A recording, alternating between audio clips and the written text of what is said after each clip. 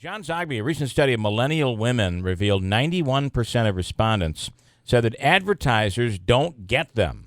John Zogby on the line right now. Good morning, sir. Hey, good morning. How are you? Good. So 91% say and here we are just talking about how advertisers are able to follow our every move. Mm-hmm. Why is it that these guys don't feel like, these women don't feel like advertisers get them? Because there's a time warp, and because the number of the people doing the advertising don't have enough millennials involved on the creative side to prepare the messages, and so the time warp does not get that millennial women are different. Millennials are different, but millennial women in particular, not focused so much on things, but on experiences. Are looking for, as really all women are, convenience. Are not necessarily seduced anymore the way men and women in their own separate ways were seduced by luxury and extravagance, but good value. There's been, I would call it a maturity. The younger that folks get. A sense of cutting through what's really valuable, and what's valuable isn't the sizzle, but the steak itself. 91% said advertisers don't understand them. 100% said their husband doesn't understand them. But on a serious note, with advertisers dipping so much into social media, all the platforms, you would think they are employing millennials, but maybe that's not the case. Well, they may be, but who's making the decision? Right. And I think that's what's critical in itself. I've spent the good part of a decade talking about millennials. 140 speeches a year, most of them about millennials. And I say to my wife before I leave town, I said, one of these days I'm going to get before one of these trade groups or associations, and somebody's going to say, you can sit down now, we already know about this stuff. And up until last week, they're just still absolutely stunned. Yeah. And I wonder, because I've talked to people in businesses, and they're trying to figure out how do we market. And I think around here, there's such a large amount of income in the upper demos. Mm-hmm. And we have such a large percentage of upper demos that we just automatically target. I mean, you watch the news, John, and really just watch TV, and it seems like commercial after commercial is targeting healthcare. Mm-hmm. If I see 3 elderly home, retirement community type commercials in the news, that's probably fewer than normal. I mean, every commercial, it's one after another. We are just targeting the older demo, and maybe it's true. We're just completely ignoring the younger demo, which does have money.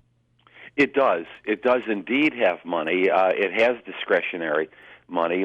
And I'll tell you, there's just a misunderstanding across the board. To be sure, we will have an explosion over the next few years and decades of people over 80 years of age, but also of people 60 to 79, and the sense is, those are senior citizens, and yet we talk about the new 65, which is a person who's robust, does not want to retire, and does not even want to think about assisted living, except for maybe their parents. Right. That's another group that we're missing as well. But clearly, with millennials, I've seen you guys out from time to time, not only on Varick Street, but at public events, and it's astounding to someone like me who is not of that age, just how many young people, how many professional people there are here who do have money to spend. They're buying houses as well. I love how you almost included me in that millennial group, John. That was very, very nice of you, and I appreciate it greatly. He's millennial-esque. I'll say you are. I am the lost. I am, by the way, you don't ever do any studies on me, John, because I am born in 1964. I am at the very, very, very end of the baby boomer, and It's my parents who are the baby boomers.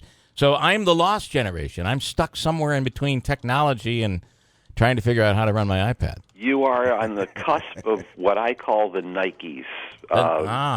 And that's a fascinating group in itself. It's a small group. Yeah, that's because I spent boomers and millennials. I spent my life with the philosophy of just do it, and it's just destroyed me. I mean, it's just with no fear, just do it. You got yourself a career now as a poster child for my Nikes. We're going to get a cartoonist up there. Okay, there is something here. There is. So interesting on the 84% misunderstood by investment marketers, 74% misunderstood by automotive marketers. That's big.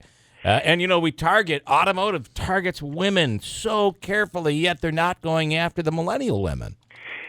So much was made of us boomers. We're 78 million strong, largest age cohort until this group now has 84 million and is growing. Yeah. And let's just figure that's 42 million millennial women. Let's also figure then in a few years, the oldest are going to be 40.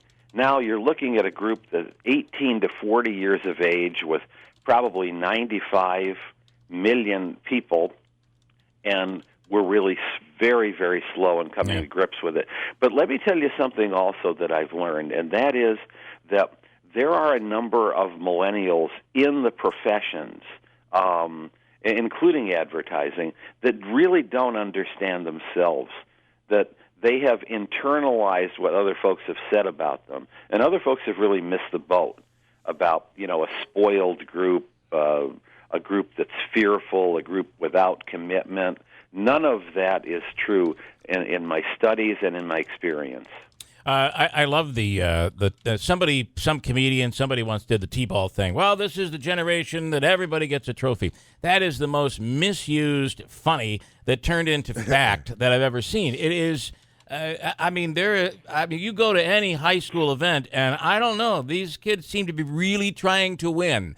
There's competitiveness in them after all, right? Oh, absolutely. But let me tell you something. I have used that as a springboard to one of the positive developments because millennials work in teams, and that's what they request on the job.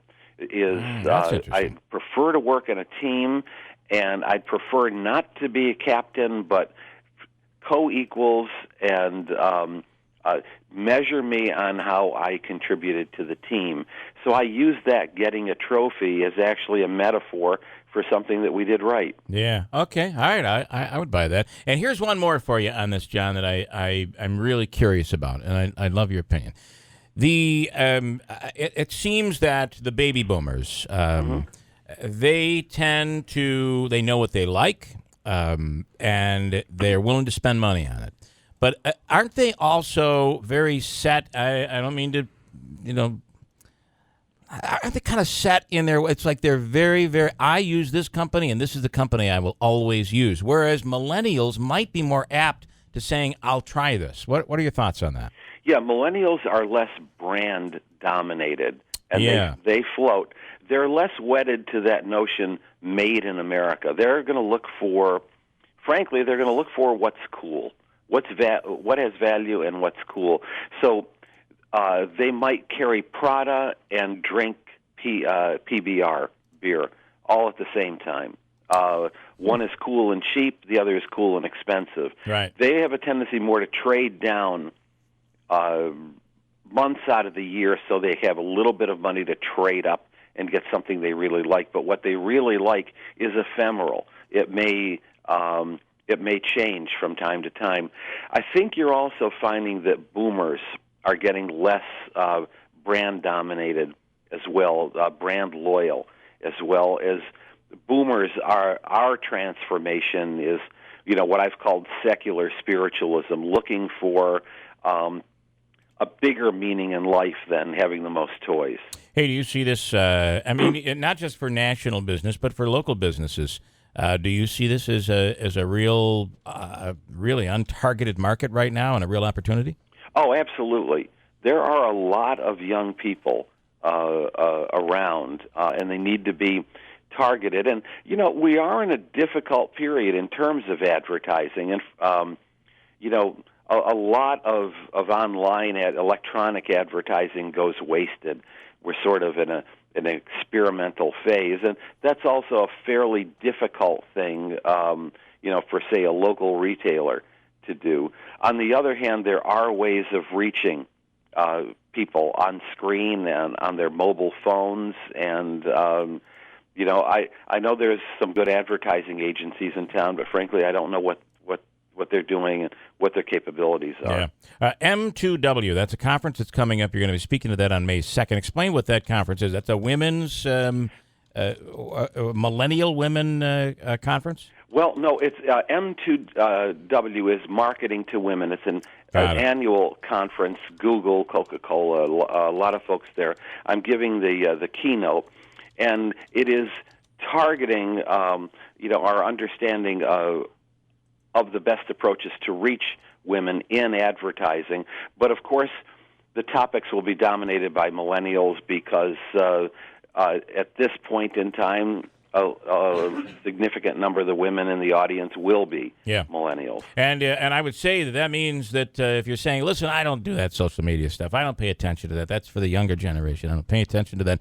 If you want to tap into that income, you might need to pay attention to that. You have to. Yeah. All right, interesting stuff. This is an interesting one, John. And, of course, ZogbyAnalytics.com is the website. As always, John, we love having you on. Thank you, and thanks for not talking about Trump. How did we get through an entire conversation? It was. It's the first. It's a first. All right, John, thanks so much. Take care. Yep. John Zogby. Got a break.